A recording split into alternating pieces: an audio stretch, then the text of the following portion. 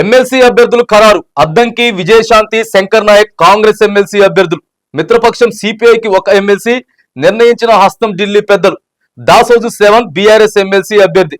ఇక ఎమ్మెల్యేల కోటాల కింద ఇవ్వాల్సినటువంటి ఎమ్మెల్సీలని నిన్న పార్టీలు ఖరారు చేసినాయి.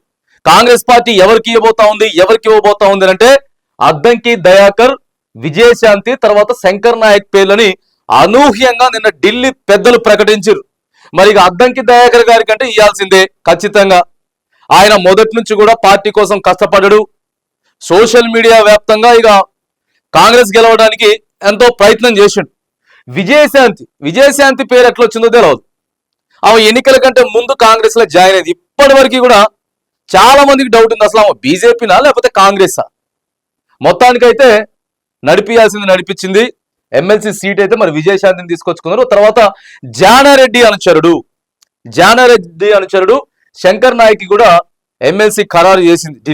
ఢిల్లీ పెద్దలు ఖరారు చేసింది. తర్వాత ఇక సిపిఐకి వాళ్ళు 2 కావాలని అడిగారు. మేము మిత్రపక్షంలో ఉన్నాం కాబట్టి ఇక ధర్మం ప్రకారం మాకు 2 కావాలని చెప్పేసానంటే కాంగ్రెస్ పార్టీ వాళ్ళకు కూడా ఒకటి ఇచ్చేటటువంటి ప్రయత్నం, వాళ్ళకు ఒకటి వదిలేసారు. ఇక దాసోజు శ్రవణ్ కి కూడా వాళ్ళకు కూడా కొంత ఎమ్మెల్యేలు ఉన్నారు కాబట్టి బీఆర్ఎస్ వాళ్ళు వాళ్ళకు కూడా ఒక ఎమ్మెల్సీ ఇచ్చేటటువంటి ప్రయత్నం కేసీఆర్ దాసోజు శ్రవణ్ పేర్లు ప్రకటించాడు. మరి ఇప్పుడు అందరికీ కూడా డౌట్, రేవంత్ రెడ్డి గారు ప్రకటించిన పేర్లు అడిగిపోయినాయి. ఏంది కథ? ముఖ్యమంత్రి గారిని ఎందుకు పట్టించుకోలేదు ఈ లిస్ట్ లో? ఆయన ఎవరెవరి పేర్లు ప్రకటించిండు తెలుసా? ఇగో చూడండి, రేవంత్ లిస్టు పక్కన పెట్టేశారు. ఎమ్మెల్యేల కోటాలో ఎమ్మెల్సీ టికెట్ కోసం సీఎం ప్రతిపాదించిన పేర్లు పట్టించుకొని హైకమాండ్ వేం నరేందర్ రెడ్డి, ఫహీం ఖురేషి, పటేల్ రమేష్ రెడ్డి కోసం తీవ్ర ప్రయత్నాలు చేసిండు. రేవంత్ కోటరీలో రామ్మోహన్ రెడ్డి కూడా ఆశలు పెట్టుకున్నాడు. రేవంత్ సూచించిన వారిని లైట్ తీసుకున్నటువంటి హైకమాండ్ అసలు కొంచెం కూడా పట్టించుకోలేదు. ముఖ్యమంత్రి రేవంత్ రెడ్డి గారిని కొద్దిగా కూడా పట్టించుకోలేదు. ముఖ్యమంత్రికి ఇవ్వాల్సినటువంటి ఇంపార్టెన్స్ కూడా ఇవ్వలేదు.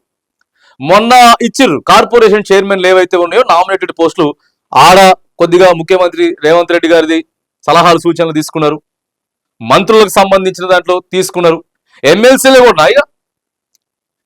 కూడా ఈ 15 నెలలు అసలు నువ్వేం చేసినావు, నీ సంసారం ఎట్లున్నది అది చూసుకో అని చెప్పినట్టే ఉన్నది. డైరెక్ట్ గా ఈడ ముఖ్యమంత్రి కావచ్చు కాక కానీ ఆడేముండదు. ఇక ఢిల్లీలో సీదా అనూహ్యంగా మాత్రానికి పేర్లు ప్రకటించారు. రేవంత్ రెడ్డి గారి పేర్లు పక్కగా పెట్టేసిండ్రు. వేం నరేందర్ రెడ్డి, ముఖ్యమంత్రి రేవంత్ రెడ్డి, మంత్రి కోమటిరెడ్డి వెంకటరెడ్డి, మంత్రి నీళ్ల శాఖ మంత్రి ఉత్తమ్ కుమార్ రెడ్డి, మంత్రి పొంగిలేటి శ్రీనివాసరెడ్డి. ఈడ పోతే నామినేటెడ్ పోస్టులు 32 ఇస్తే 25 మంది రెడ్డిలే. మళ్ళా ఇక్కడ వేం నరేందర్ రెడ్డి. ఏంది ఇది? మరి ఇక తీన్మార్మాలను ఎందుకు తప్పు పట్టాలి చెప్పు?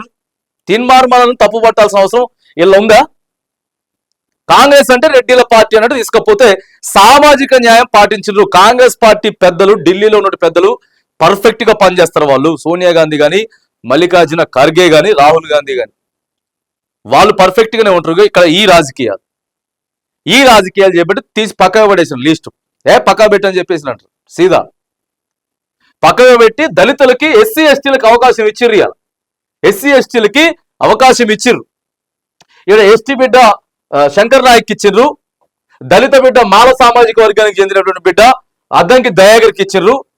ఆ తర్వాత మరి ఈమె కూడా దళితులాలని చెప్తా ఉంటారు. విజయశాంతి కూడా మరి దళితుల, ఆమె ఏం క్యాస్టో తెలియదు కానీ ఆమె కూడా దళితులు అని చెప్తాడు. సామాజిక న్యాయం కాంగ్రెస్ పార్టీ పాటించింది. అంటే ఇప్పుడు అర్థమవుతుంది, రేవంత్ రెడ్డిని పక్కగా పెడితే తప్ప ఆడ సామాజిక న్యాయం జరిగేటటువంటి ప్రసక్తి లేదు. ఆడ బీసీలకు న్యాయం జరగాలన్నా, ఎస్సీ ఎస్టీలకు న్యాయం జరగాలన్నా కూడా ముఖ్యమంత్రి రేవంత్ రెడ్డి నిర్ణయాలు ఆయన పక్కగా పెడితేనే మనం సీదా అక్కడ నుంచి మీనాక్షి నటరాజన్ పంపించింది. అందుకే కదా ఫహీం ఖురేషికి ఇస్తారు. ఎవరండి ఫహీం ఖురేషి? ఎవరు చెప్పుర్రి? ఏ పార్టీ ఎప్పుడు కాంగ్రెస్ పార్టీ టవల్ మూసిండా ఫహీం ఖురేషి? ఈ ఫహీం ఖురేషి ఇక్కడ కనపడుతున్నారు చూడండి. రేవంత్ రెడ్డి గారితో కలిసి దందాలు సెటిల్మెంట్ చేసినటువంటి ఫహీం ఖురేషికి ఎమ్మెల్సీ సీట్ ఇస్తారు. అంటే సుదీర్ఘకాలం పాటు కాంగ్రెస్ పార్టీ కోసం కష్టపడ్డ వాళ్ళు పోయిరా. వేం నరేందర్ రెడ్డికి ఇవ్వాలా సీటు? ఎంతమందికి రెడ్డిలకి ఇవ్వాలి సీటు? ఇగో ఇది కథ. సారిది మొత్తం లిస్ట్ పక్కన పెట్టేసి నిన్న ఇచ్చేటటువంటి ప్రయత్నం చేసిర్రు. బరాబర్ సామాజిక న్యాయం జరిగింది. ఇది అందుకే వ్యక్తుల వల్ల కాంగ్రెస్ పార్టీకి చెడ్డ పేరు వస్తా ఉన్నది. ఈడ కొద్దిగా ఇంటర్నల్ రాజకీయాలు వేరే జరుగుతా ఉన్నాయని చెప్పి అధిష్టానం నడవదు. ఇక రేవంత్ రెడ్డి గారిది నడవదు. అవసరమైతే ఆయన స్థానంలో వేరే వాళ్ళని కూడా తీసుకొచ్చేటటువంటి ప్రయత్నాలు కూడా జరగవచ్చు. కానీ క్లియర్ గా అయితే, ఎందుకంటే చెప్పేసిర్రు వేం నరేందర్ రెడ్డి గారు ఎమ్మెల్సీ అయిపోతుండ్రు అంటే ఇవాళ ఏమైంది లిస్ట్ ఏడికెళ్ళి బయటపడ్డది. సో సామాజిక న్యాయం అయితే జరిగింది.